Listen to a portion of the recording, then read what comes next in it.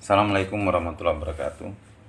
Di pertemuan kali ini saya akan menjelaskan tentang manajemen pendidikan pada materi perdana ini, yaitu membahas tentang pertama, pengertian manajemen pendidikan, kedua, tujuan manajemen pendidikan, ketiga, ruang lingkup manajemen pendidikan, dan terakhir keempat, fungsi dan peran manajemen pendidikan.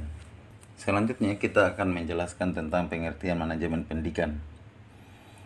Jadi di sini saya sudah mempunyai 4 pakar yang menjelaskan tentang manajemen pendidikan. Pertama, menurut Subagio bahwa manajemen pendidikan adalah proses perencanaan, pengorganisasian, memimpin, mengendalikan tenaga pendidikan, sumber daya pendidikan untuk mencapai tujuan pendidikan. Selanjutnya, menurut Mulyasa bahwa manajemen pendidikan dapat diartikan sebagai segala sesuatu yang berkenaan dengan pengelolaan proses pendidikan untuk mencapai tujuan yang telah ditetapkan, baik tujuan jangka pendek, menengah, atau tujuan jangka panjang. Selanjutnya, menurut Daryanto, manajemen pendidikan adalah suatu cara bekerja dengan orang-orang dalam rangka usaha mencapai tujuan pendidikan yang efektif. Dan yang terakhir, menurut Engkoswara bahwa manajemen pendidikan adalah suatu ilmu yang mempelajari bagaimana menata sumber daya untuk mencapai tujuan yang telah ditetapkan secara produktif dan bagaimana menciptakan suasana yang baik bagi manusia untuk turut serta di dalam mencapai tujuan yang disepakati bersama. Jadi di sini kita dapat menyimpulkan secara sederhana bahwa manajemen pendidikan adalah suatu proses perencanaan, pengorganisasian, pengarahan, pengawasan, dan penilaian usaha-usaha pendidikan agar dapat mencapai tujuan pendidikan yang telah ditetapkan sebelumnya. Selanjutnya kita akan masuk pada tujuan manajemen pendidikan. Jadi tujuan utama manajemen pendidikan adalah untuk melaksanakan suatu pembentukan kepribadian pelajar yang berdasarkan dengan tujuan dari pendidikan nasional dan tingkat perkembangan atau perbaikan untuk usia pendidikan. Tujuan lain pembentukan manajemen pendidikan yaitu pertama, terwujudnya suasana belajar dan proses pembelajaran yang aktif, kreatif, efektif, menyenangkan, dan bermakna. Kedua, terciptanya peserta didik yang aktif mengembangkan potensi diri untuk mempunyai kekuatan pengendalian diri, kepribadian, kecerdasan, serta keterampilan yang diperlukan bagi dirinya, masyarakat, bangsa, dan negara. Ketiga, terpenuhinya salah satu dari 5 kompetensi tenaga kependidikan.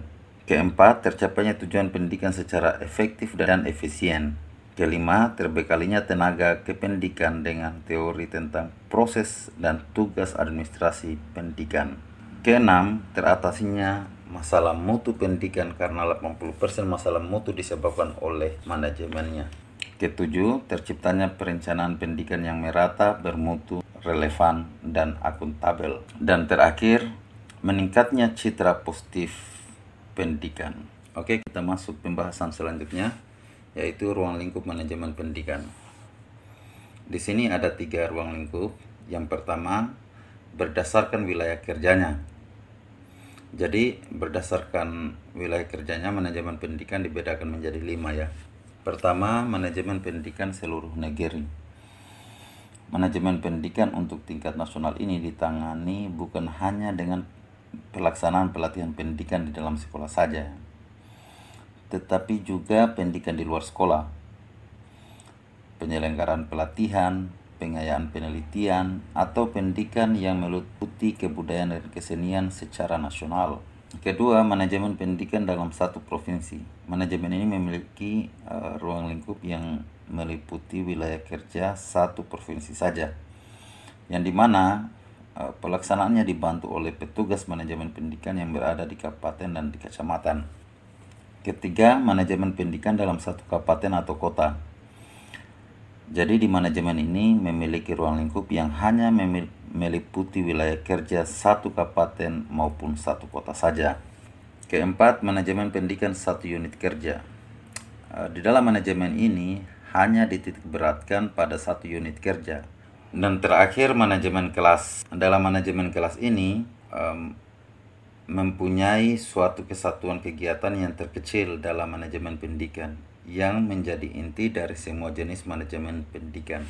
Selanjutnya yang kedua, masih dalam ruang lingkup manajemen pendidikan ya, yaitu berdasarkan objek garapan. Jadi berdasarkan objek garapan ini, ruang lingkup manajemen antara lain manajemen siswa, manajemen personil sekolah, manajemen kurikulum, manajemen prasarana, manajemen ketatausahaan sekolah, manajemen anggaran, manajemen lembaga atau organisasi pendidikan, manajemen hubungan masyarakat atau manajemen komunikasi pendidikan.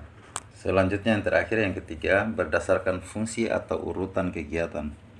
Jadi berdasarkan fungsi atau urutan kegiatan ini, ruang lingkup manajemen pendidikan yaitu pertama merencanakan, yang kedua mengorganisasikan, yang ketiga mengarahkan, yang keempat mengkomunikasikan, dan yang terakhir mengawasi ataupun mengevaluasi. Oke, selanjutnya kita masuk pada pembahasan terakhir, yaitu fungsi dan peran manajemen pendidikan. Ada 4 unsur penting yang harus diwujudkan sebagai salah satu alat untuk mencapai tujuan. Berikut adalah 4 unsur penting dalam fungsi manajemen pendidikan. Pertama, sebagai perencanaan atau planning. Dalam hal ini, manajemen pendidikan wajib memastikan semua sumber di berbagai bidang, serta yang sesuai dengan visi misi pendidikan itu sendiri. Yang kedua, melakukan pengorganisasian. Jadi di sini manajemen pendidikan menghimpun sumber daya manusia di dunia pendidikan, serta bidang ini juga harus mencari cara yang paling efektif untuk mencapai tujuan utama pendidikan dengan melibatkan semua komponen yang ada dan memastikan semua berjalan sesuai tujuan pendidikan itu sendiri.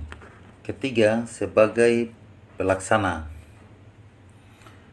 Manajemen pendidikan penting untuk menggerakkan sumber daya manusia dalam dunia pendidikan dan mendorong melaksanakan kegiatan-kegiatan yang sudah direncanakan demi tercapainya sebuah tujuan. Hal ini memang penting sebagai proses efisiensi agar dunia pendidikan semakin efektif. Dan terakhir, sebagai pengawas atau kontrol. Bidang ini memiliki kewajiban untuk mengontrol sumber daya agar berjalan sesuai kinerja pendidikan yang sudah ditetapkan. Ketika ada hal yang tidak sesuai, maka pendidikan harus bekerja meluruskan seperti semula. Inilah penjelasan saya tentang pertemuan perdana pada mata kuliah manajemen pendidikan. Jadi sebelum saya akhiri, untuk tugas minggu depan, mahasiswa merangkum pembahasan saya ini minimal 2 lembar kertas HVS dan kemudian nanti dikirim di WhatsApp saya. Saya akhiri, billahi fisabil haq fastabiqul khairat. Assalamualaikum warahmatullahi wabarakatuh.